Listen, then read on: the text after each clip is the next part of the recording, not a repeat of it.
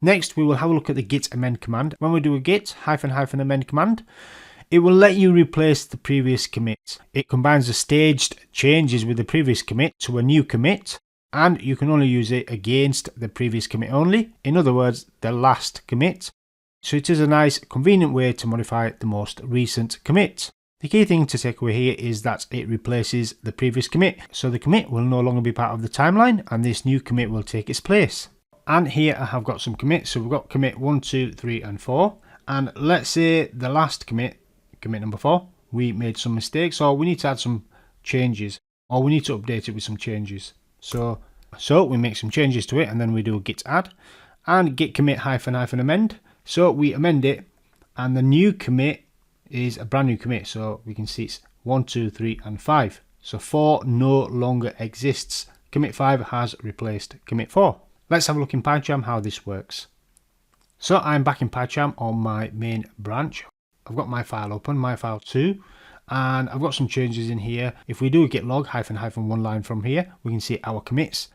And my most recent commit is this one here, AEF 3798, and it's called some more changes. So that's the message. Now let's say, for example, I missed something and it was in my file 2. So go to my file 2 and I add further changes, and we do a file and save. And maybe we add my file 1 back in as well. So I missed adding another file as well, my file. So I made changes to my file 2 and I've added my file as well. So if we do a git status from here, we'll see there's a modified file and a new file that's untracked. So from here we can do a git add period to get these changes staged. Now that we have made these changes, let's say for example, this last commit here, AEF 3798, some more changes. We want to replace this change rather than committing it to a new change.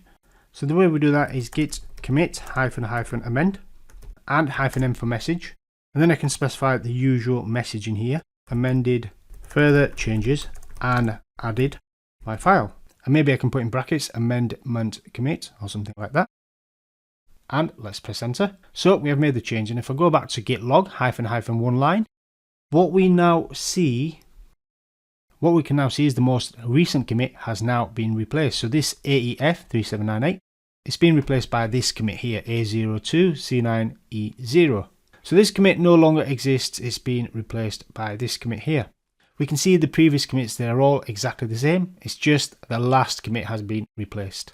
So this is a good way of replacing the previous commit because you forgot something, for example, and you wanted to make some more changes, and replacing that commit with a new commit, rather than creating new commits. It may be a more streamlined way of managing your commits. And I guess this keeps your commits to a minimal. So rather than creating additional commits, you can just replace your last commit instead.